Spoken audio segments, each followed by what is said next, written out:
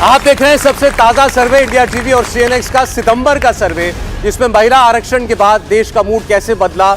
नरेंद्र मोदी ने जो काम किया, जिसकी दशकों से कोशिशें हो रही थी, आधी अधूरी ही सही, लेकिन जिस काम को मुकम्मल नरेंद्र मोदी ने किया, महिलाओं को आरक्षण देकर, उसका क्या प्रभाव पड़ने जा रहा है। ओबीसी को लेकर जो कोशिशें ओबीसी जनगणना के नाम पर, जाति की गिनती के नाम पर विपक्ष और राहुल गांधी कर रहे हैं, उसका कितना असर पड़ा आपने देखा। ओबीसी वोट आज भी नरेंद्र मोदी के साथ खड़ा है। हिंदू वोट अभी भी 52% तक, जितना 2019 से मिला, लगभग उतना ही आज चुनाव हो जाए तो नरेंद्र मोदी की पार्टी को उतना ही हिंदू वोट भी मिल सकता है। अब जल्दी से आपके सामने हम इससे जुड़े कुछ और सवालों के जवाब और उसका डेटा रखने जा रहे हैं। आपने देखा पिछले दिनों उदयनिधि स्टालिन, यानी स्टालिन जो मुख्यमंत्री है तमिलनाडु, उनके बेटे मल्लिकार्जुन खड़गे के बेटे प्रियांक खड़गे, इसके अलावा और बहुत सारे नेता दक्षिण से लेकर बिहार, यहां उत्तर तक, सब ने सनातन धर्म पर, हिंदू धर्म पर, रामचरितमानस पर जाने क्या क्या बातें कही, बीमारियों के साथ तुलना की। क्या इसका वोटर के मन पर कुछ प्रभाव पड़ा है? क्या इसका कोई नुकसान इंडिया अलायंस को होता हुआ दिखाई देगा? सीधा सवाल था, क्या सनातन पर इंडिया अलायंस के नेताओं की बयानबाजी से हिंदू वोट एकजुट हो रहा है? 72% लोगों ने इसका जवाब हां में दिया, 24% ने नहीं में और 4% लोगों की इस पर कोई राय नहीं थी। यानी इतना तय है कि जो कुछ बातें कही गई पिछले दिनों, उसका प्रभाव लोगों पर जरूर पड़ा, लोगों की ओपिनियन उससे शेप जरूर हुई है। और 72% लोगों का यह मानना है कि इससे हिंदू वोट का कंसोलिडेशन होगा। तो इसमें अपने आप में किसके लिए कंसोलिडेट होगा, वो अपने आप में इसमें कहीं ना कहीं निहित है। इसका फायदा नरेंद्र मोदी को, एनडीए को हो सकता है। 72% लोगों का मानना है कि इसका भारतीय जनता पार्टी और एनडीए को कंसोलिडेशन हिंदू वोट का होते हुए कहीं ना कहीं फायदा पहुंच सकता है। दूसरा सवाल था कि क्या पिछले कुछ वर्षों के अंदर भारत में सनातन धर्म कहिए, हिंदू धर्म कहिए, उसका सम्मान पहले से ज्यादा हुआ है, उसके लिए आदर भाव बढ़ा है, खासकर देश की सरकार के काम में, उसके प्रयासों में। 70% तक लोगों ने इसका जवाब हमें दिया कि नरेंद्र मोदी प्रधानमंत्री बने उसके बाद से सनातन धर्म को लेकर एक आदर, एक सम्मान बढ़ा देश में। 23% ने इसका जवाब नहीं में दिया, 7% लोगों ने इस पर अपनी कोई राय व्यक्त नहीं की है। इसके बाद एक सवाल का जवाब हम आपको थोड़ी देर में देंगे। ये सवाल मैं आपको बता दे रहा हूं, इसका जवाब थोड़ी देर में हम आपको दिखाएंगे। क्या बीजेपी के नेताओं ने, खास तौर पर अभी आपने रमेश बिधूड़ी का बयान पार्लियामेंट में सुना, जब वो दानिश अली बसपा के सांसद के लिए क्या कुछ कह रहे थे, वो आपको सुनाया भी नहीं जा सकता, लेकिन वो बयान तो पहुंचते पहुंचते हर मोबाइल फोन तक पहुंच ही गया। उसका क्या बीजेपी को नुकसान होगा?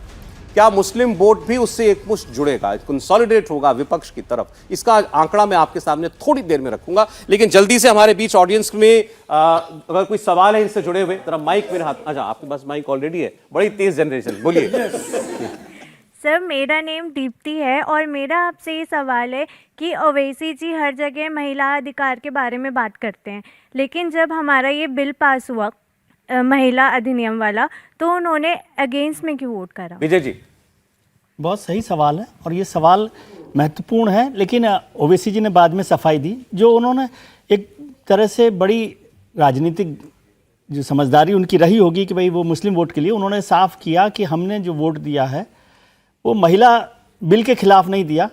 महिला बिल में मुस्लिम महिलाओं को और ओबीसी महिलाओं को शामिल नहीं किया गया, उसकी वजह से ये वोट दिया। लेकिन मैं इसको बहुत कोई समझदारी वाला नहीं मानता।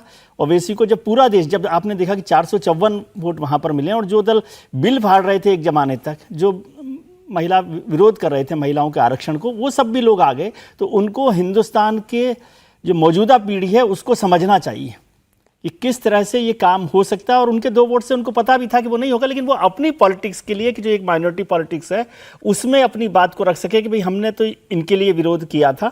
ये बात है और मुझे नहीं लगता कि कोई एक बड़ा फायदा उनको इस वोट से के लिए होगा। हालांकि वो मुस्लिम पॉलिटिक्स करते ही रहे, माइनॉरिटी पॉलिटिक्स करते रहे, लेकिन देश में जो महिलाएं हैं वो उनको बहुत अच्छे से लेंगी, ऐसा मुझे नहीं लगता। देखिए, अयोध्या का मंदिर बन रहा है, काशी कॉरिडोर बन रहा हो बनारस के अंदर, महाकाल कॉरिडोर बन रहा हो उज्जैन के अंदर, इस सब का प्रभाव और सनातन को लेकर के जो कुछ पीछे कंट्रोवर्सी हुई, उसका विपक्ष के उन बयानबाजियों का प्रभाव बीजेपी के लिए जो पॉजिटिव वोट में तब्दील होता हुआ दिखाई दे रहा है।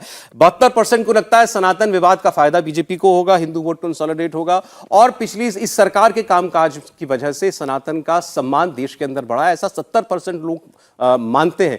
तो इसका मतलब इन दोनों ही फैक्टर्स का असर जो है वो जनता के बीच में है और इसका सीधा लाभ नरेंद्र मोदी को मिलने वाला, इसमें कोई शक नहीं। बिल्कुल सौरभ, इसमें कोई दो राय नहीं है। और जिस तरह से एक के बाद एक न सिर्फ बयान आ रहे थे बल्कि उन बयानों को लेकर खंडन कर दिया जाए सीधे दो टूक शब्दों में, ऐसा कांग्रेस पार्टी की तरफ से, जो कि अलायंस के सबसे प्रमुख चेहरा के तौर पे वो पार्टी है, उनकी तरफ से कोई कोशिश भी नहीं दिखी। और उसमें ये मैसेज बहुत आसानी से चला गया कि ये इस अलायंस के ऊपर जो आरोप लग रहा है, और पहले की लीगेसी आपकी है ही कि आप भगवा आतंकवाद की बात करते हैं, हिंदू आतंकवाद ज़्यादा खतरनाक है, राहुल गांधी विदेशी नेताओं से इस बात को अगर कह रहे हैं, तो ऐसे माहौल में इस विरासत के साथ जब आप इस प्रकार की चीज़ों को कहें और दूसरी तरफ सामने प्रधानमंत्री नरेंद्र मोदी और अमित शाह की पॉलिटिक्स हो, जो कि बहुत गर्व के साथ हर हिंदुत्व से जुड़े हुए मसले को बहुत गर्व के साथ पेश करती हो।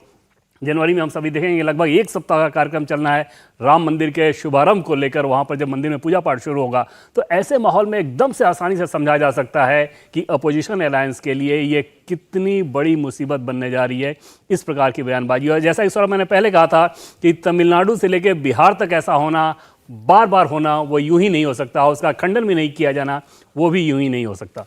बहुत से लोगों को लगा था कि ये कांग्रेस पार्टी हो या बाकी नेता हो, ये बयान बार बार क्यों दे रहे हैं और इनको कोई रोक क्यों नहीं रहा। राहुल गांधी चाहते तो अपनी पार्टी को एक झटके में मैसेज दे सकते थे, बिहार में कोई बोल रहा था तो उसको मैसेज दिया जा सकता था। स्टालिन बड़ी देर में जाकर के उन्होंने कहा कि कोई ना बोले, उसके बाद भी लोगों ने बयान दिए, तो लोगों को लगा कि भाई इनको इसका कोई और फायदा दिखाई दे रहा है। शायद इनको लगता है कि इससे जाति की पॉलिटिक्स करने में आसानी होगी, लेकिन उसका उल्टा असर इस सर्वे में दिखाई दिया। हिंदू वोट अगर उससे कंसोलिडेट हो रहा है, कोई भी कोशिश रही हो इससे विपक्ष की, नुकसान हुआ हर्षवर्धन जी?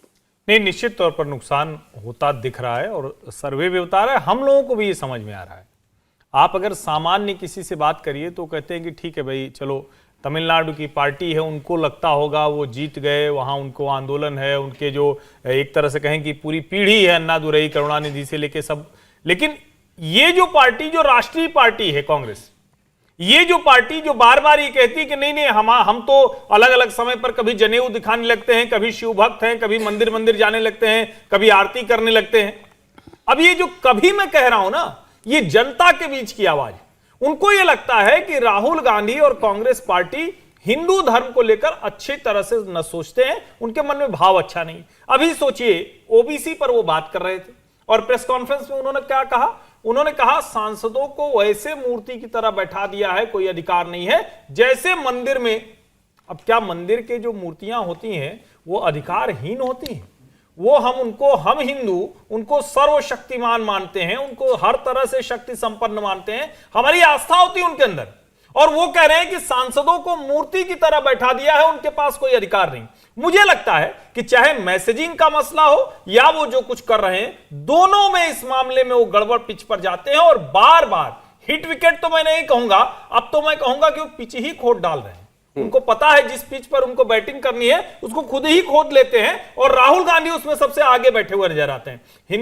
हिंदुत्व अलग अलग, असली हिंदू, नकली हिंदू, ISIS बोको हरम की हिंदुत्व से तुलना, और जब स्टालिन कुछ बोलेंगे तो ये उनका अपना अधिकार है, फ्रीडम ऑफ स्पीच है। तो ये लोगों को बुरा तो लगता है और शायद वो सर्वे में भी दिख रहा है। ऐसे लोगों की आप दूसरी ओर से भी ऐसे कुछ बयान आ जाते हैं जिससे ऐसा लगता है कि वहां भी ऐसा कोई शायद फ्रिंज एलिमेंट है जिसको खुश करने के लिए ऐसे बयान दिए जाते हैं। मैं दूसरे पक्ष यानी बीजेपी के पक्ष की बात कर रहा हूं। जैसे कल रमेश बिधूरी का बयान जो आया, तो एक सवाल हमारे सर्वे में पूछा गया कि बीजेपी नेताओं के भी ऐसे बयानों से क्या मुस्लिम वोट एकजुट होगा?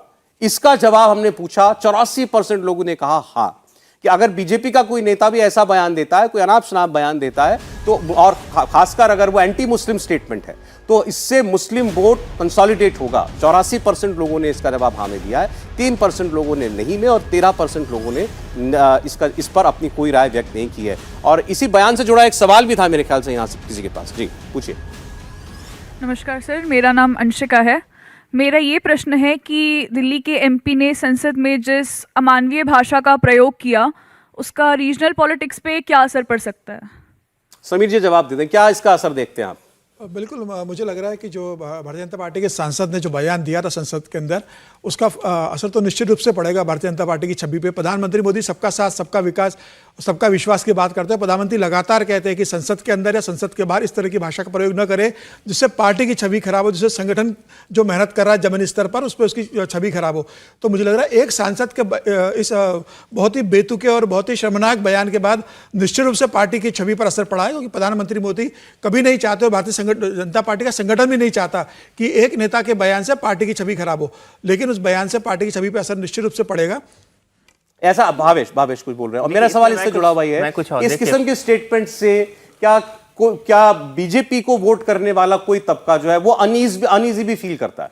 बिल्कुल करता है। आप देखिए पिछले 9 साल का आप देखें प्राइम मिनिस्टर मोदी का जो पॉलिसी है, जितनी भी लाभार्थी वर्ग यार उसमें मुस्लिम महिला भी है, मुस्लिम लोग भी हैं, जो यदि आवास मिला है तो उसमें मैं हिंदू वोट की भी अगर बात करूं उसमें भी तो कोई एक सेक्शन होगा जो नहीं पसंद कर रहा है सब। हाँ बिल्कुल पसंद नहीं कर रहा है, लेकिन वो दोनों तरफ से है, फिर वो प्लस माइनस वो सब एक बिल्कुल हो जाता है। लेकिन जहाँ तक इधर मुस्लिम माइनॉरिटी वाला जो इशू है उसमें देखिए पिछले 9 साल का आप देखेंगे तो प्राइम मिनिस्टर मोदी का जो पॉलिसी है उसमें उन्होंने लगभग समान के सभी के लिए एक तरह का काम किया है, चाहे वो उज्ज्वला योजना हो जिसमें सभी को गैस में उसमें कोई भेदभाव नहीं हुआ है। उसके बाद अब ट्रिपल तलाक का बिल जो बीजेपी लेके आई थी उसका सबसे मेन मोटो यही था कि जो मुस्लिम महिला है उनका वोट लिया जाए, लेकिन इस तरह के स्टेटमेंट से जो एक फायदा बीजेपी ले सकती थी शायद जो प्राइम मिनिस्टर की और अमित शाह की जो रणनीति है उस पर कहीं ना कहीं पलीता लगता दिख रहा है। आपके पास कोई सवाल है?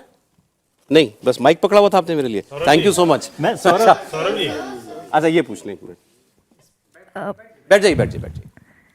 मेरा सवाल ये है कि जैसे यहाँ पर मैं युवा पीढ़ी को रिप्रेजेंट कर रही हूँ, तो युवा पीढ़ी में काफ़ी जने हैं जिनको उतना नहीं महत्वपूर्ण लगता है कि रिलीजन में क्या चल रहा है, पर ज़्यादा महत्वपूर्ण इस चीज़ को वो देते हैं कि हमारे फ्यूचर में अपॉर्चुनिटीज़ एंड हमारी फ्यूचर में जॉब ग्रोथ, जॉब मार्केट, इन सब में क्या होगा। तो इसमें क्या क्या चीजें आप नरेंद्र मोदी को किस किस्म का नेता मानती हैं, जो रिलीजन पर ज्यादा ध्यान देते हैं या जो फ्यूचर की ओर देखने वाले नेता हैं? फ्यूचर की ओर देखने वाले नेता हैं डेफिनेटली।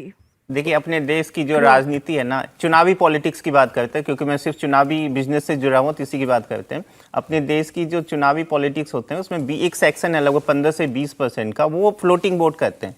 वो फ्लोटिंग वोट में युवा आ जाते हैं जो शहरों में बैठ के डिसाइड करते हैं, उनको को चुनाव के टाइम में डिसाइड करते हैं। उन लोगों को ना इस सब तरह की इशू अफेक्ट करते हैं, वही लोग चुनाव बनाते भी हैं, वही लोग चुनाव जिताते भी हैं।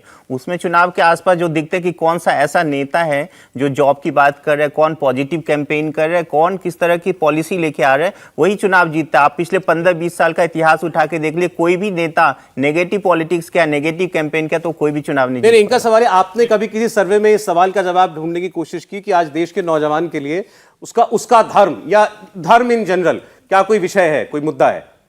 देखिए ये तो हकीकत है अपने देश की राजनीति की कि धर्म से जुड़े हुए लोग, अभी आपने देखा कि 52% जो हिंदू वोट कंसोलिडेट हुए हैं वो तो एक इशू है ना, या 84% जो मुस्लिम कंसोलिडेट हो रहे वो तो एक इशू है। अदरवाइज आप देखेंगे जैसे मैंने अभी कहा, जो एक लाभार्थी वर्ग जो लगभग 60-70 करोड़ लोगों का जो तैयार हो चुका है उसमें मुस्लिम भी तो है ना, तो फिर वो क्यों ना उस इशू को छोड़ के बीजेपी के लिए वोट करती है।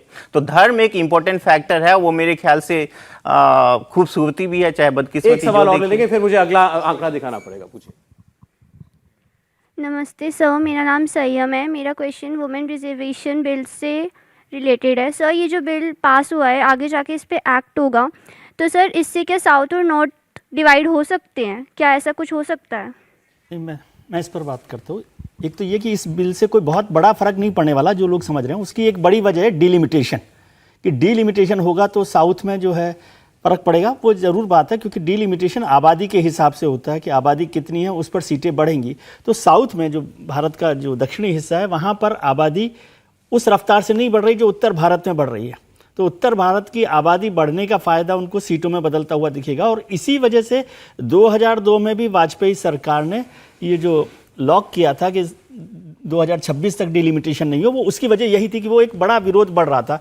लेकिन बहुत बड़ा फर्क नहीं पड़ने वाला, क्योंकि 850 सीटें हो जाएंगी, 543 से 850 के करीबन हो जाएगी।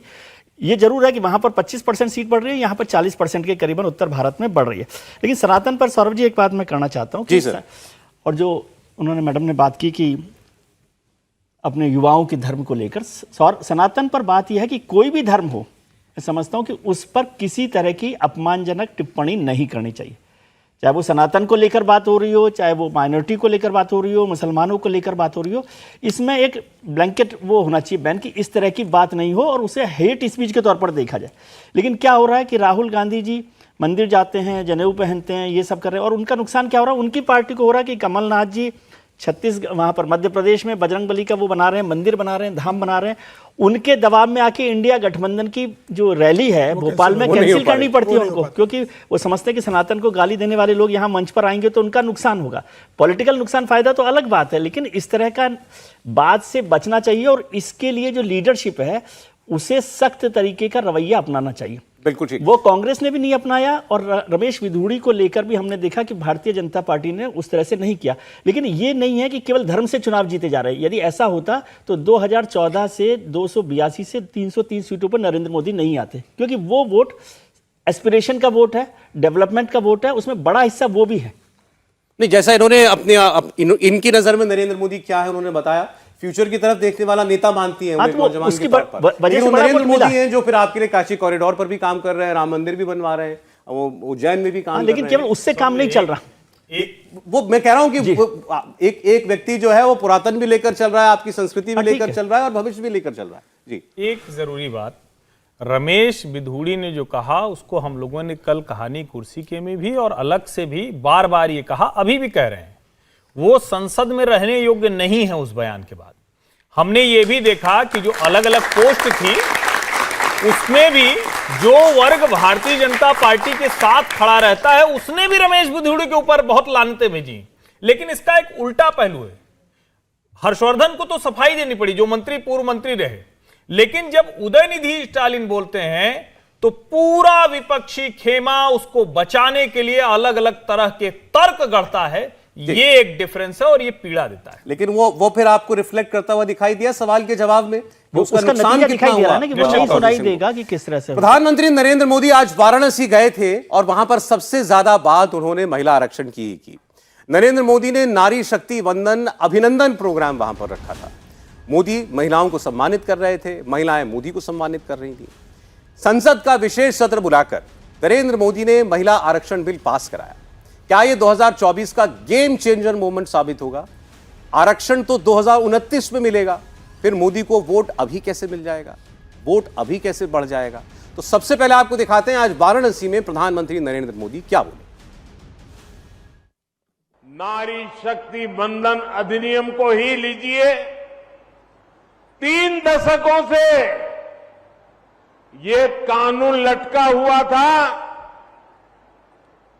लेकिन आज ये आपकी ही ताकत है कि सदन में, संसद के दोनों सदनों में ऐसी पार्टियों को इसका समर्थन में आना पड़ा जो पहले इसका भरपूर विरोध करते थकते नहीं थे।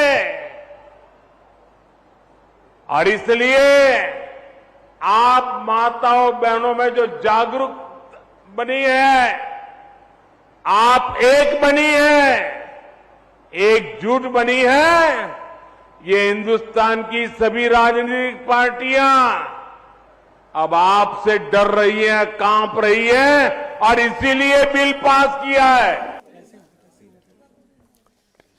देखिए, आपने जब संसद के अंदर महिला आरक्षण बिल रखा गया तो पहले रोज ही जब सोनिया गांधी ऊपर जा रही थी, सदन की सीढ़ियां चढ़ रही थी, उनसे सवाल हुआ कि भाई महिला आरक्षण पर सरकार कानून बनाने के लिए बिल आ रही है, तो उन्होंने कहा तो अपना बिल है, हमारा बिल है।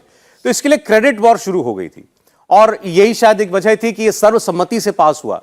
केवल 2 वोट विपक्ष में पड़े लोकसभा में, राज्यसभा में सर्वसम्मति से 1 वोट भी इसके खिलाफ नहीं पड़ा। हमने आपको बार बार बताया उन नेताओं के बारे में भी, उन पार्टियों के बारे में भी जिनकी वजह से ये बिल कानून नहीं बन पाया था, पिछली बार पास नहीं हो पाया था ये बिल, वो लोग भी इस बार इस बिल के समर्थन में खड़े हुए दिखाई दिए। और प्रधानमंत्री ने इस बात का उल्लेख करते हुए कल ये बात कही उन्होंने कि हम इस मौके पर इस तैयारी के साथ गए थे कि इसका कोई विरोध ना कर पाए, बल्कि वो लोग जिन्होंने पिछली बार इस बिल की कॉपियां तक फाड़ी थी उनको भी इस बिल के समर्थन में आकर खड़ा होना पड़ेगा। हमने ऐसा माहौल देश के अंदर बनाया और ये बात उनकी जो थी ये सामने हमको सत्य की बुनियाद पर, हकीकत की बुनियाद पर खरी उतरती भी दिखाई दी। तो हम सर्वे का नतीजा क्या कहता है, महिला आरक्षण का फायदा किसको कितना मिलेगा, लोग इसका क्रेडिट किसको देते हैं, सोनिया गांधी की पार्टी को, नरेंद्र मोदी की पार्टी को या किसी और को, उस पर हम लोग बात करें। उससे पहले यहां पर जो हमारी ऑडियंस है इनसे हम पूछ लेते हैं, आपके मुताबिक इस बिल का क्या जो मौजूदा सरकार है, नरेंद्र मोदी की सरकार है, उसको फायदा होगा? कितने लोग ऐसा मानते हैं कि उनका फायदा पहुंचेगा? जो ऑपोजिशन ये कह रहा है कि ये कोशिशें तो हम लोग भी कर रहे थे, तो और ये हम लोग पहले सोच करके लाए थे। मैं कांग्रेस पार्टी, सोनिया गांधी, राहुल गांधी, उनको कोई फायदा इसका होता हुआ दिखाई देगा? उन्होंने किया कुछ नहीं। 96 में, थोड़ा माइक ऊपर कर लीजिए। 96 में, 2011 में दे डिड नथिंग। वो बिल लाए लेकिन वो वहीं धराशायी हो गया। उन्होंने कहा हमारे पास मेजोरिटी नहीं थी। आज इसलिए पास हुआ क्योंकि इनके पास फुल मेजोरिटी है। उस वक्त गठबंधन की सरकार थी। 96 में नरसिम्हा राव की सरकार थी, 2011 में मनमोहन सिंह की सरकार थी।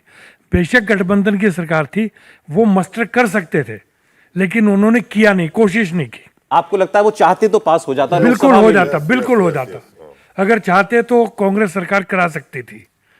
तो सोनिया गांधी तो खुद महिला और अध्यक्ष थी अपनी पार्टी की, आप कह रहे हैं कि उन्होंने कोशिश नहीं की होगी इसके लिए? नहीं की है, सिर्फ ड्रामाबाजी है। लगा पास होने लगा तो इसलिए चलो भी अपना दिल। वो मोदी को कह रहे ड्रामाबाज, लेकिन वो खुद ड्रामाबाज है। किसी और को जोड़ना है इस बात पर? कुछ पीछे देख दीजिए सर। अभी तक कांग्रेस और एक अपना नाम बताइए, भी कैमरा पहुंचेगा आप तक। मेरा नाम है सचिन तनेजा।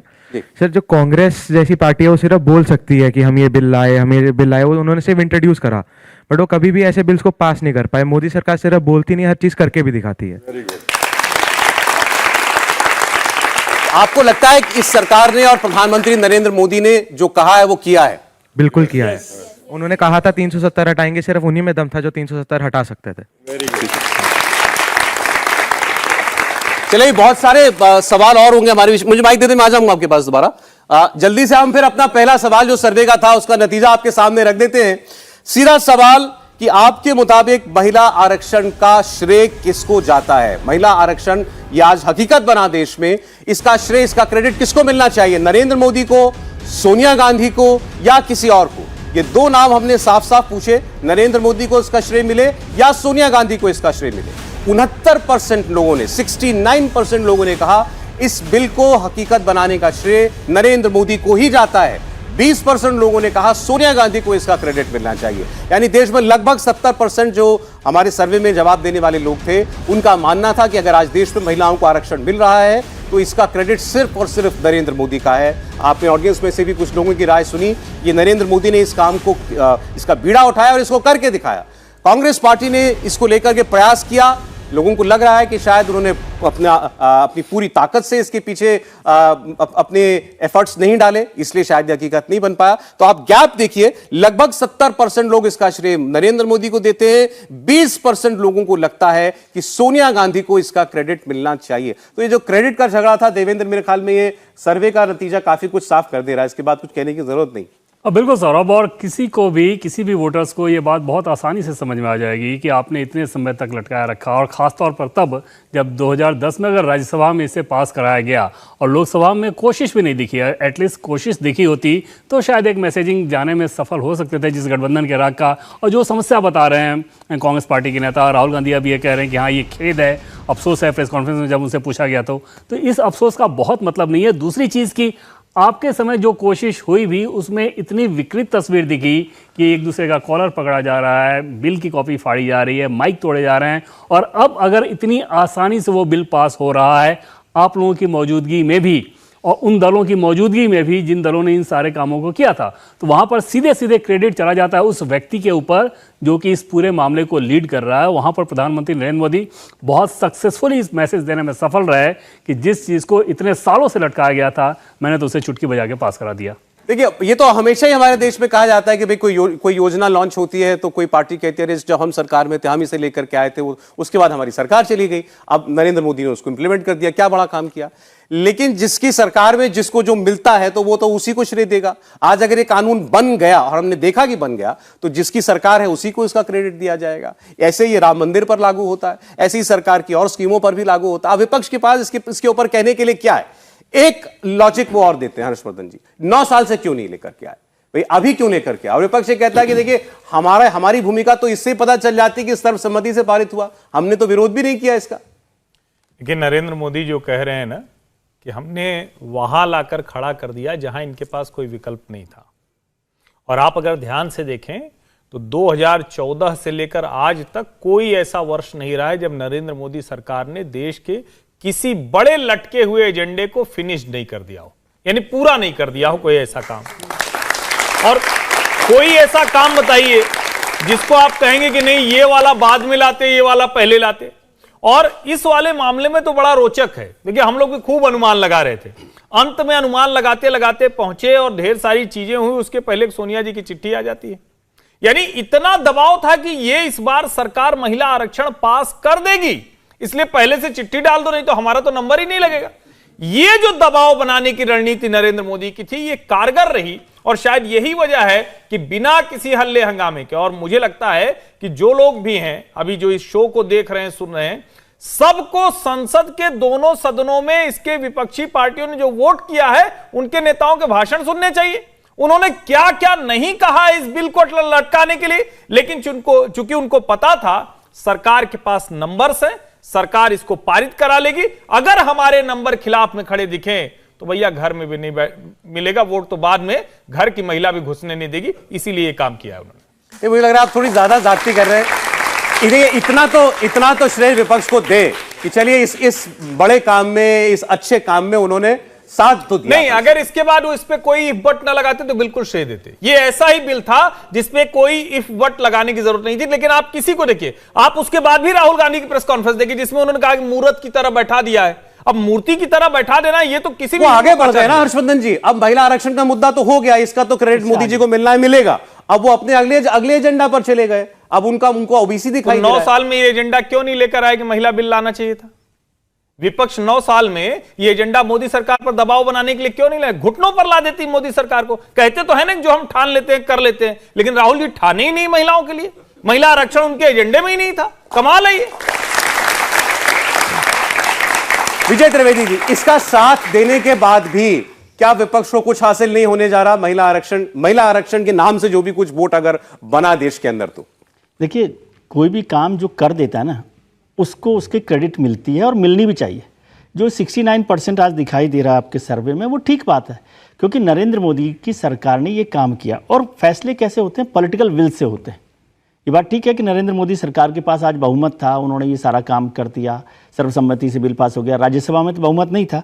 लेकिन एक चीज़ और करेक्ट कर दूं, बहुत सारे लोगों ने कहा कि कांग्रेस ने नहीं किया। 2010 में कांग्रेस ने राज्यसभा में इस बिल को पास करवा लिया, लेकिन उस समय उस पार्टी के पास अगर पॉलिटिकल विल होती, क्योंकि केवल गठबंधन का बहाना नहीं होता, राज्यसभा में पास हो गया था ना, गठबंधन का बहाना नहीं चलता है राज्यसभा में अगर पास नहीं करवाते।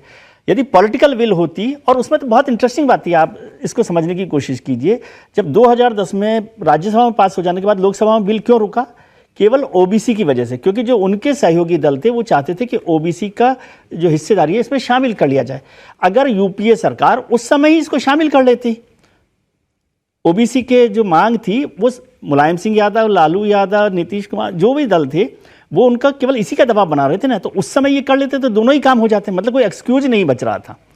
एक बड़ी बात है, गठबंधन की राजनीति का फर्क तो था ही कि दबाव बना हुआ है, और इस वजह से देवगौड़ा सरकार भी नहीं कर पाई थी उसको, उस वजह से वाजपेयी सरकार के वक्त भी नहीं हो पाया। लेकिन पॉलिटिकल विल की बात है। आज भी ये इतना आसान काम, आज हमें लग रहा है कि सर्वसम्मति से हो गया। क्या आपको लगता है कि आज कोई विरोध नहीं होगा? भारतीय जनता पार्टी में भी कुछ लोग हैं जो उसका विरोध करते रहे हैं, सहयोगी दलों में भी बहुत सारे ऐसे दल हैं जो विरोध करते रहे हैं। लेकिन जब पॉलिटिकल विल हो जाए, पॉलिटिकल लीडर तय कर ले, मैं बार बार ये बात कहता हूं कि पॉलिटिकल लीडर वो होता है जो धारा के खिलाफ जाकर भी सही चीज पे खड़ा रहे। अब ये भी तो हो सकता है, ये रिस्क आज भी बनी हुई है कि ओबीसी को शामिल नहीं किया तो भारतीय जनता पार्टी को नुकसान हो जाए। लेकिन एक फैसला करने के लिए आपको तय करना पड़ता है कि हम इसको ठीक समझते हैं, इस पर चलना चाहिए और इसके लिए खड़ा होना चाहिए। और वो एक वजह बनी, और पूरे देश भर, आपको याद दिलाऊं 2010 में जब पास हुआ तो ममता बनर्जी की जो पार्टी है टीएमसी, उसने शामिल ही नहीं हुई उसमें, बीएसपी ने वॉकआउट कर दिया। तो बहुत सारी चीजें हैं जिनको अंदर से समझने की जरूरत होती है। और आज वो पार्टी एनडीए के साथ नहीं है, टीएमसी, लेकिन वो लोग भी उसके साथ समर्थन में आए। मुझे तो ये लग रहा है कि एनडीए वर्सेस इंडिया गठबंधन के कुछ पॉलिटिकल इक्वेशन बहुत जल्दी बदल तो नहीं जाएंगे इस सबसे, क्योंकि बहुत सारे लोगों ने एनडीए को समर्थन दिया ना। इस बिल को समर्थन देने का मतलब एनडीए को भी समर्थन देना है। तो क्या 2024 आते आते कुछ और पॉलिटिकल इक्वेशंस बदल सकती हैं? इस बात की आशंका को भी आप इनकार नहीं कर सकते। देखिए, जब हम बात कर रहे हैं कि इसका श्रेय किसको मिले, और नरेंद्र मोदी की सरकार में बहुत सारे ऐसे काम हुए जो कि जिनको बताया गया कि बचाया जाता है, और सच भी है कि ये महिलाओं के लिए काम थे, उनकी जिंदगी को बेहतर करने वाले काम थे, या उनके जीवन में अगर कोई कुछ एक चीजें बहुत सारी दुश्वारियां पैदा कर रही थी तो उस चीज को हटाने के लिए कुछ फैसले लिए गए। जैसे ट्रिपल तलाक का फैसला लिया गया। आपके हम सबके परिवार, हम सब लोग जानते होंगे किसी ना किसी हमारे कोई मुस्लिम दोस्त होंगे, हमारे आस पड़ोस में होंगे, हमारी बातचीत होगी, तो आपको पता चलेगा कि 3 तलाक जो है ये एक मुस्लिम महिला के लिए कितनी बड़ी त्रासदी थी, और हमेशा एक सर के ऊपर तलवार लटके रहना ये एक ऐसी चीज थी। नरेंद्र मोदी ने इसको दूर कर दिया, और उनकी पार्टी भी इस बात को कहती है और ये भी दावा करती है कि मुस्लिम महिलाओं के अंदर नरेंद्र मोदी के लिए या बीजेपी के लिए एक समर्थन बढ़ा है। एक सवाल महिला आरक्षण से जुड़ा हमने कुछ यूं पूछा कि हिंदू जो रिस्पोंडेंट्स हैं इस सवाल के, वो किस हद तक मानते हैं कि नरेंद्र मोदी को इसके लिए श्रेय मिले महिला आरक्षण लाने के लिए, और मुस्लिम समुदाय की जो महिलाएं हैं वो किसे इसके लिए जिम्मेदार मानती हैं बिल पास कराने के लिए, नरेंद्र मोदी को या सोनिया गांधी को या किसी और को। तो हिंदुओं में इसका जवाब जो था, हिंदू महिलाओं में, वो हमें दिखाई दिया। 74% लोगों में, हिंदू रिस्पोंडेंट्स ने बोला इसका श्रेय नरेंद्र मोदी को मिलना चाहिए। ओवरऑल ये 70% था, हिंदुओं में ये 70% हो गया जिन्होंने कहा कि नरेंद्र मोदी को क्रेडिट मिलना चाहिए। मुसलमान समाज के अंदर जब ये सवाल हमने पूछा खास तौर पर, तो वहां केवल 5.5% लोगों ने कहा कि नरेंद्र मोदी को इसका क्रेडिट मिलना चाहिए। और ऐसे ही सोनिया गांधी के लिए मुस्लिम समाज में 67% लोगों ने कहा कि सोनिया गांधी जिम्मेदार हैं अगर आज ये बिल पास हो पाया है तो, और ये कानून बन रहा है तो। यानी वो इस बात पर यकीन कर रहे हैं कि इसकी पहला प्रयास जो है, या पहला गंभीर प्रयास जब राज्यसभा में पास हो गया तो वो सोनिया गांधी की कांग्रेस पार्टी ने करवाया था। और 17% मुस्लिम समुदाय में ये रुझान मिला कि इसका श्रेय नरेंद्र मोदी को मिलना चाहिए। तो यहां भी आपको एक क्लियर कट डिवाइड दिखाई दे रहा है समीर जी। बिल्कुल, इसमें कोई दो राय नहीं। मुस्लिम समाज में एक अलग सोच है, हिंदू समाज में अलग सोच है। बिल्कुल, ये दुर्भाग्यपूर्ण है कि प्रधानमंत्री मोदी के इतने प्रयासों के बाद कि लगातार उनकी कोशिश थी कि महिला आरक्षण बिल आना चाहिए, और लगातार कहते थे कि महिलाओं के अधिकारों के लिए। और आप देखिए, प्रधानमंत्री मोदी जब 2014 में प्रधानमंत्री बने तो महिला मोर्चा से उन्होंने स्पष्ट रूप से कहा था कि जो भी योजनाएं अब लागू होंगी उस महिला मोर्चा को उसका पता करना है कि जमीनी स्तर पर कितनी लागू हो रही है, नहीं हो रही है। 2022 में उन्होंने इसकी बैठक ली महिला मोर्चा की, और कहा कि आप गाँव में जाइए, पता करिए कि महिलाओं को वो कितनी योजनाएं मिल रही है, उनका लाभार्थी महिलाओं की लिस्ट तैयार कीजिए और उनसे लगातार संपर्क में रहिए। तो मुझे ऐसा लगता है कि प्रधानमंत्री मोदी लगातार महिलाओं को लेकर जो योजना लागू करते रहते हैं और उसका फीडबैक भी लेते रहते थे कि पहुंची है कि नहीं पहुंची। और महिला मोर्चा ने खास तौर से गाँव की महिलाओं के लिए सुषमा स्वराज सम्मान पुरस्कार शुरू किया था कि जितनी जिले हैं हिंदुस्तान के अंदर, उन हर जिले में 10 ऐसी महिला आइडेंटिफाइड की जाए जिन्होंने अपने समाज के लिए या गांव के लिए कुछ काम किया है, उन्हें सुषमा स्वराज सम्मान से सम्मानित किया जाए। तो एक बड़ा योजना है जो भारतीय जनता पार्टी पिछले 1 साल से शुरू कर रही है, 2024 तक महिलाओं के बीच कैरी करने वाली है। तो मुझे ऐसा लग रहा है कि प्रधानमंत्री मोदी को ही इसका क्रेडिट जाना चाहिए लागू करने का। हाँ, अगर 2014 से लगातार अगर विपक्ष इस बात का जिक्र करता कि महिला आरक्षण का बिल प्रधानमंत्री मोदी तुरंत लेके हम समर्थन करना चाहते हैं, तो ये माना जा सकता था कि विपक्ष की इसको लेकर बहुत सीरियस है। लेकिन जब प्रधानमंत्री मोदी लेके आए तब विपक्ष ने इस बात को उठाना शुरू किया। मुझे लगता है यह सिर्फ और सिर्फ प्रधानमंत्री मोदी की इच्छा शक्ति है, उनका प्रधानमंत्री महिलाओं के प्रति एक समर्पण भाव है, जिसके कारण यह बिल पास हो चुका। ये आपके सर्वे ये बता रहा है केवल 5.5-6% मुसलमान मानते हैं कि इस बिल का क्रेडिट नरेंद्र मोदी को मिलना चाहिए। तो वही मैंने कहा कि बहुत सारे इश्यू होते हैं जो धर्म से जुड़ जाते हैं, शायद इसी वजह से महिला आरक्षण का मुद्दा भी धर्म के चश्मे से देखा जाने लगा। प्रोग्रेसिव है वो, हो सकता है कुछ लोग इनको मानते हो, लेकिन बहुत सारे इश्यूज होते हैं। अभी जैसे आपने देखा 2 दिन पहले जो बीजेपी के कुछ नेताओं का जो स्टेटमेंट में आया था, तो बहुत सारे इश्यूज होते हैं, एक ही इशू नहीं होते। समर्थन के लिए आपको जरूरी नहीं है कि आपको कोई एक ही इशू पे आपको समर्थन मिला जाए।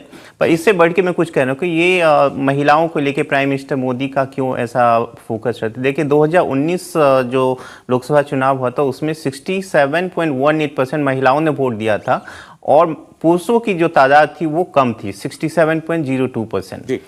एक्सपेक्टेड है कि इस बार भी वही तादाद रह सकते हैं। महिलाओं का जो वोटों का जो रुझान है वो शायद और बढ़ सकता है, इसलिए और बढ़ जाएगा। बिल्कुल, मुझे लग रहा है कि महिलाओं का जो वोट प्रतिशत है वो और बढ़ना चाहिए, क्योंकि महिलाओं में जो अवेयरनेस आई है उसके वजह से ये होगा। और जो इसका पूरा फोकस है लगभग 150 से 160 सीटों पे आप देख सकते हैं, वो किधर जाएगा, कितना फैसला होगा, वो तो बहुत सारी चीज़ों पर निर्भर करते हैं, इफ एंड बट पे कि कैसा कैंपेन होता है, किस तरह होता है। लेकिन इसका जो इफेक्ट हो सकता है काफी सीटों पे देखा जाएगा आने वाले दिनों में। जी, और आपने महिला वोट की बात की है। 2019 के चुनाव में 46% महिलाओं का वोट मिला था नरेंद्र मोदी को, यानी महिलाओं में से 46% वोट केवल नरेंद्र मोदी के नाम पर था, पुरुषों में 44%। ये एनडीए की बात मैं आपको बता रहा हूं, बीजेपी की नहीं, एनडीए यानी सारे एनडीए घटक दलों को जोड़ने के बाद। अब कुछ एक सवाल आपके बीच में से और कोई कुछ पूछना चाहता है? जिन्होंने ना पूछा अभी तक, आपने सवाल ना पूछा तो पूछिए। सर नमस्कार, मेरा नाम नितिन चौबे है। मैं एक हिंदू हूँ और कांग्रेस ने, राहुल गांधी ने सवाल किया था या तो बोला था लोगों को कि वही लोग जाते हैं मंदिर फिर वही बाहर छेड़ते हैं, तो हम कैसे मान ले कि आने वाले समय में हिंदू कांग्रेस के साथ रहेगा और क्यों रहेगा? आपको अब ये बात अभी तक याद है? कई साल हो गए इस बात को तो। सर अभी भी याद है सर। जनता भूलती नहीं है विजय जी। ये तो हमने पहले ही बात की कि किसी भी धर्म को लेकर कोई भी अपमान की बात की जाए कि किसी भी तरह से सही नहीं कही जा सकती, इसके लिए कोई जायज़ ठहराने की कोई बात ही नहीं है। और पॉलिटिकल लीडर्स को, खासतौर से राहुल गांधी जैसे लोग हों जो ये बात कर रहे हों, उनको सबके दिमाग में बात रहती है, वो कब निकल कर आती है कब नहीं निकल कर। और हिंदुस्तान की जो वोटर है वो बहुत खास तौर से चुप रहता है आमतौर पर, लेकिन जब वोट का नंबर आता है तो वो उसका जवाब उस पर देता है।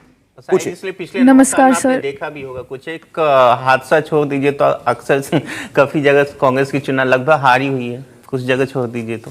कुछ नमस्कार सर, मेरा नाम मुस्कान है। सर मेरा सवाल ये है कि जैसे एक इंटरव्यू में अगर दो औरतें आखिरी पड़ाव तक पहुंच जाती हैं, एक जनरल कैटेगरी से और एक शेड्यूल कास्ट कैटेगरी से, दोनों एजुकेशन के मामले में सेम है, दोनों में क्वालिटी सेम है, तो वो किसको ऊपर रख के जॉब देंगे? क्योंकि आरक्षण तो दोनों पे लगेगा ना। ये तो टेक्निकल चीजें नहीं, क्लियर कर दीजिए इनको लिए। ये देखिए बड़ा स्पष्ट है, आपके कॉलेज में आपकी नौकरियों में जो आरक्षण है जैसे चल रहा था वैसे ही चलेगा। वहां महिलाओं के लिए अलग से कोई आरक्षण नहीं, वहां शेड्यूल्ड कास्ट और शेड्यूल्ड ट्राइब के लिए आरक्षण है, तो वहां तो ये खत्म हो गया। अगर आप ये वाले आरक्षण की बात कर रही हैं तो इसमें महिलाओं में भी शेड्यूल्ड कास्ट और शेड्यूल्ड ट्राइब को उसी अनुपात में आरक्षण दिया गया है जो सामान्य महिला सीट होगी। और अगर आप थोड़ा ज्यादा राजनीति में रुचि रखती हैं तो स्थानीय निकाय और पंचायत के चुनाव होते हैं तो उसमें साफ साफ लिखा होता है कि ये किसके लिए आरक्षित है। महिला अगर सामान्य है तो वो सामान्य के लिए रहेगी, नहीं तो उसके लिए रहेगी। उसमें मार्क्स जैसी चीज नहीं, जो नंबर वाला मसला वो एकदम अलग, वो जस का तस है। ये केवल विधानसभाओं में, लोकसभा के अंदर सीटें आरक्षित करने के लिए है जी। और कोई? नमस्कार सर, मेरा नाम कनिका भाकुनी है। मेरा प्रश्न आपसे विमेंस रिजर्वेशन बिल के ऊपर है। मेरा प्रश्न आपसे ये है कि महिलाओं के लिए कानून तो काफ़ी बनाए गए हैं, लेकिन उनके अनुपालन में दृढ़ता कम दिखाई गई है। तो क्या विमेंस रिजर्वेशन बिल लागू होने के बाद ये चीज़ें इग्नोर करी जाएंगी या फिर उन पे दृढ़ता दी जाएगी? पॉलिटिकल पार्टिसिपेशन का मतलब ही ये होता है कि आप सरकार में हिस्सेदारी है। जब बात हम कर रहे हैं आज, ये रिजर्वेशन की बात ही क्यों हो रही है? क्योंकि आज जब रिजर्वेशन नहीं है तो महिलाओं की हर बात के लिए आपको पुरुष सांसद जो है हमारी सरकारों में, हमारे संसद में, विधानसभा में, उनसे मांग कर रहे हैं। जब आप 1/3 वहाँ पर हो जाएंगे, हर तीसरी सीट पर महिला बैठी है, तो उसकी आवाज़ को कोई भी सरकार कैसे इग्नोर कर सकती है? और इसका मतलब ये नहीं कि जो सरकारें आज हैं वो महिलाओं के खिलाफ चल रही है, और वो भी अपना काम कर रही है। इतने बड़े बड़े कानून अभी आए हैं, आपने देखा होगा निर्भया से लेकर अभी तक जो लगातार बात हुई है। और इसका कुछ दूसरा पक्ष भी होता है। बहुत सारे लोग कहते हैं कि महिलाएं आज आ जाएंगी तो क्या फ़र्क पड़ जाएगा। 1957 में पहली बार सुचित्रा कृपलानी उत्तर प्रदेश में मुख्यमंत्री बनी थी। सरोजनी नायडू उससे पहले आज़ादी के वक्त में लड़ाई लड़ रही थी। द्रौपदी मुर्मू हमारे रह गई हैं, प्रतिभा पाटिल हो गई हैं, सोनिया गांधी जी हैं, इंदिरा गांधी रही हैं। तो क्या हिंदुस्तान में औरतों की ने राहुल गांधी को हरा दिया, स्मृति ईरानी ने राहुल गांधी को हरा दिया। तो इसलिए उसकी ताकत जब आएगी, पॉलिटिकल पार्टिसिपेशन की बात हमेशा इसलिए होती है कि जब पॉलिटिकल पार्टिसिपेशन होगा तो सरकार के फैसलों में आपकी भागीदारी बढ़ जाएगी, और किसी की हिम्मत नहीं है कि उसे इग्नोर कर सके। नहीं, लेकिन खड़गे साहब ने जो बात कही पार्लियामेंट में भी कि आज सारी पॉलिटिकल पार्टियां जो हैं वो ऐसी महिलाओं को चुनती हैं जो कुछ कह ही ना पाए, जो कुछ बोली ना पाए, यानी उनकी अपनी कोई राय ना हो, वो वहां पर अपनी राय इफेक्टिवली रखने वाली महिलाओं को भेजती नहीं है। सर अभी तो बात तो आरक्षण आ भी जाएगा। पार्टी जी ने अभी बात कही कि स्मृति ईरानी ने राहुल गांधी जी को हरा दिया, और जो देश की सरकार में वित्त मंत्री आप उनके पाले एक ऐसी सशक्त महिला पड़ गई है, ये उनका दुर्भाग्य है। सीतारमण वित्त मंत्री है हमारी, और एक जमाने में सीसीएस जो भारत सरकार की सबसे पावरफुल कमेटी होती है, कैबिनेट कमेटी ऑन सिक्योरिटी, उसमें दो महिलाएं वित्त मंत्री के तौर पर और विदेश मंत्री के तौर पर, सुषमा स्वराज। ये 70 साल में कभी नहीं हुआ। तो वो भी काम हुआ है, और मजबूत मुख्यमंत्री होती है। मायावती जी रही हैं, वो मजबूत मुख्यमंत्री रही हैं। ममता बनर्जी हैं, आज ममता बनर्जी का मुकाबला किसी और मुख्यमंत्री से करके देखिए क्या कमजोर हैं। इसलिए सब लोग इंडिविजुअल लेवल पर अलग होते हैं, और ये खरगे साहब तो पार्टी के अध्यक्ष हैं, उनकी जिम्मेदारी है कि आज उनके पास मौका है कि वो मजबूत महिलाओं को मौका दें। सोनिया जी मजबूत हैं, खरगे जी मजबूत हैं, आप क्या कह रहे हैं? नहीं, मैं ये कह रहा हूं कि पार्टी के अध्यक्ष मल्लिकार्जुन खड़गे हैं, तो उनके पास ये मौका है कि वो मजबूत महिलाओं को टिकट दें और आगे बड़ी विचित्र बात थी कि खड़गे जी पार्टी का प्रेसिडेंट होकर ऐसी बात कह रहे थे। कम से कम वो ये कहते कि हम नहीं करते अपनी पार्टी में, लेकिन उन्होंने देखा सब लोग ऐसा ही करते हैं। जी, इसमें सौरभ, ऐसे आरक्षण से सबसे बड़ा फायदा जो होना है वो यही होना है। ऐसा नहीं है कि आपको वुमेन को एम्पावर्ड करना है, वो एम्पावर्ड हैं। पुरुष मानसिकता को ये समझ लेना है कि आप उस हिसाब से नहीं चल सकते, आप उस हिसाब जिस से नहीं हिसाब से चलेंगे। पहले हैंडल नहीं कर रहे थे, और वो सबसे बड़ा बदलाव आना शुरू होगा ऐसी चीज़ों के तहत। बाकी वुमेन एम्पावरमेंट की बात देखें तो आपको सिर्फ पॉलिसीज बनानी है, ऐसा नहीं है कि उनके एम्पावरमेंट के लिए आपको कुछ अलग से करना है। पुरुष मानसिकता में बदलाव राजनीति में सबसे ज्यादा इस लिहाज से हो जाता है कि पिछले चुनाव की बात करें, जैसा डाटा सौरभ हम लोग बार बार बात कर रहे थे कि 700 से ज्यादा महिलाओं ने चुनाव लड़ा, सक्सेस रेट 14 से 15% था, क्योंकि उनके आगे बढ़ने का रास्ता बहुत मुश्किल है इस पॉलिटिकल सिस्टम में जिसे बदला जा रहा है। चलिए, बहुत सारे सवालों के जवाब, आंकड़े हमने आपके सामने रखे हैं महिला आरक्षण बिल पास होने के बाद। अब एक बड़ा सवाल कि महिला, हमारे देश की महिला वोटर किसे देश का प्रधानमंत्री बनाना चाहती हैं, नरेंद्र मोदी को, राहुल गांधी को, या किसी और नेता को?